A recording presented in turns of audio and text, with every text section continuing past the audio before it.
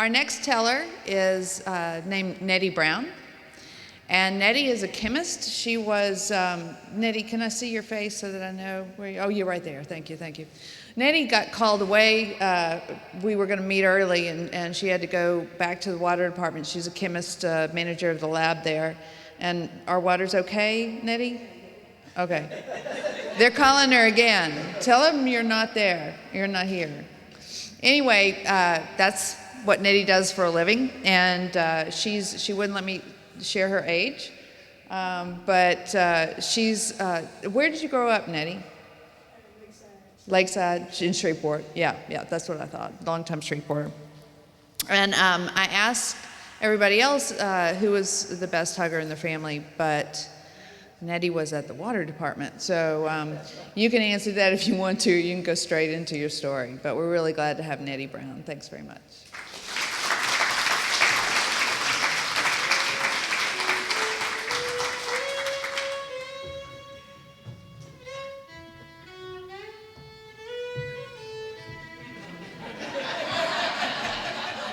Hi, I'm Nettie Brown.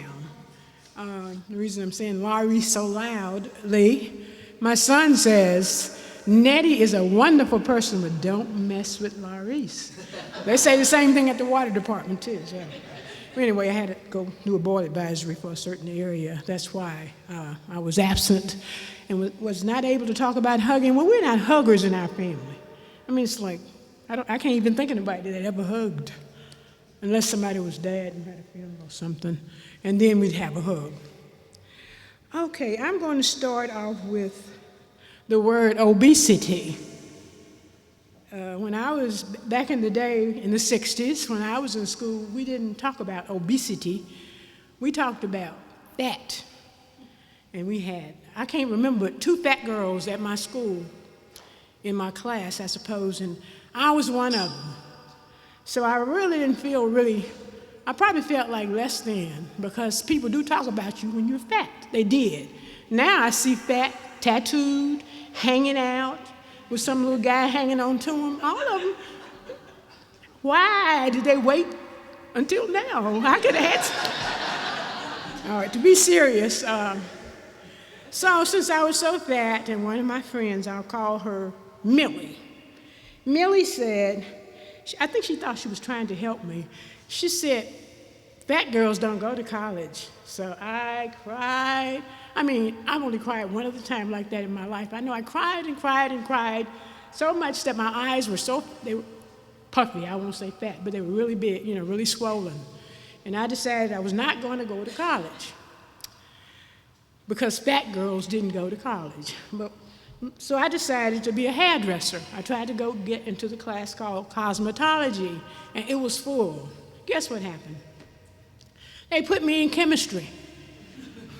So I went to chemistry, and I did better than all the little skinny cute ones, the little best dressers, fat me.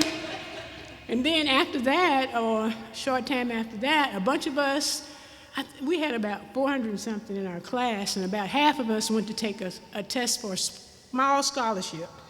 And guess who won? Nettie, that girl, and one guy that eventually got a PhD in genetics. So just the 2 of us out of the whole 200 people got the scholarship. But I still didn't want to go to school. Of course, I had to go because my family were from as far back as black people would get educated. My people were educated or something. So I went ahead and went to Southern University. Ended up in chemistry, in the honor dorm, and all that kind of stuff that went along with it, with the testing programs. And I graduated chemistry. And of course, when you graduated chemistry, maybe in the later 60s, and got out of school, you could only go to school and be a teacher, or you could be a doctor if you went ahead a little further. So I started working as a substitute teacher, and I worked part-time at Sears Roebuck on Southern Avenue in the credit department. But one day, somebody told me about a job at a major manufacturing company. So I applied for it. And the guy that was there, he belonged to that organization y'all were talking about earlier, the Ku Klux Klan. And you know what he told me? He said, well, we really another chemist over here, but we got to have a woman, we got to have a black, and you fit both bills. Yes, I had a job. So I worked at that major manufacturing company, and they took down in the laboratory, they took down the colored sign and put woman. So that was my bathroom, which I spent a lot of time in because they had me doing tokening and doing nothing, absolutely. So in the beginning, so I got tired. About a year or so, I said, I'm getting out of here. I didn't go to school and study chemistry, to sit in the bathroom and not do any work. So I said, oh no, the time is not right, the time is not right. I guess the government would say, where's your token? So they took me and they sent me, throw it outside, that's that city phone. Anyway, they took me and sent me to gas chromatograph school in Houston and IC school, a bunch of schools, a bunch of training, and they put me with an experienced white guy that was a chemist, and he taught me a lot. So I got to be a chemist, and I kind of enjoyed it, and I was there a while, and then there was an oil crunch or something. So, you know, the last one hired is the first one to get laid off.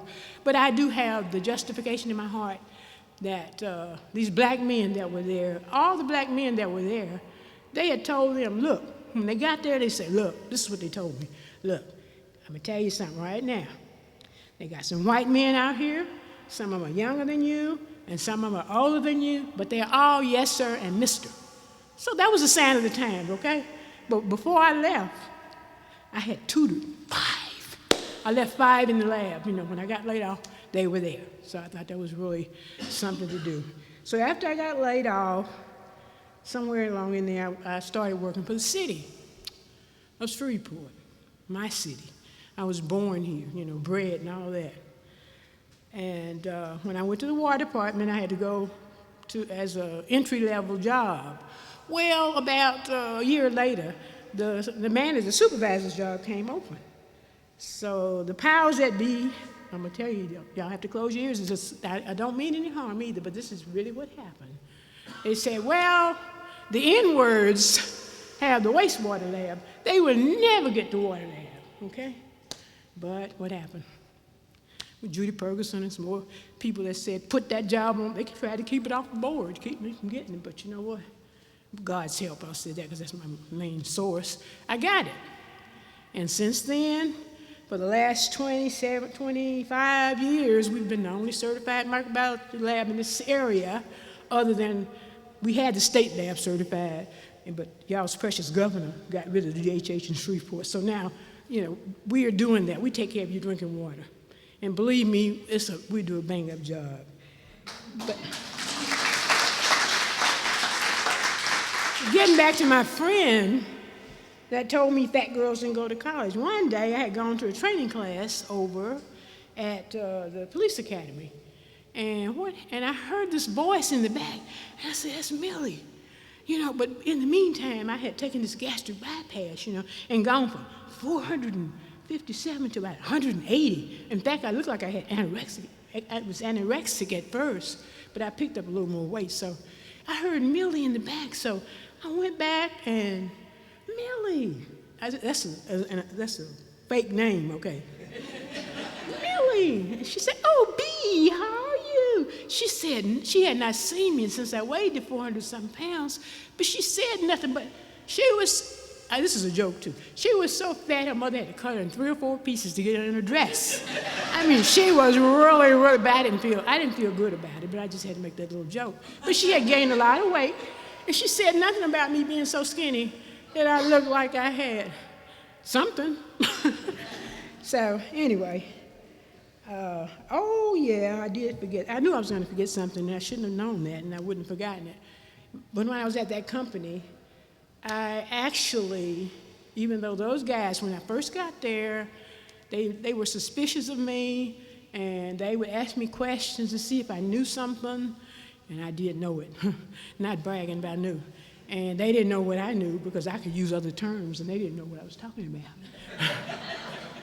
But we actually got to be friends. Oh, they would cook squirrel and stuff like that I had never eaten, maybe no gator. squirrels and rabbit and stuff. And I used to bake tea. I still bake tea cakes. I baked tea cakes, and we ate together. They even introduced me to, we were like friends. So that was really good. Before I left there, we had a camaraderie. You know, it wasn't like I'm white, you black. That was in 72. But from taking colored and off the wall and putting women to eating at the same table, laughing and talking like brother and sister, I thought that was great. So the moral of that story is, I don't know. But the moral of another story is, I'm gonna go back to the fat again. I have to go back to that because I think that's been my controlling force. Today, I didn't have, my white pants were dirty, so I wanted to go out and buy some. I was intending to give them to the cleaners, but I didn't. So, where did I go? To Catherine's, that's the fat store. I went in there and the lady says, well, we really can't fit you. And all I can remember back is when I used to go to dealers and places like that. Well, we really can't fit you is because I couldn't get in their clothes. And now I was what? Too little. Thank you. I forgot something or whatever.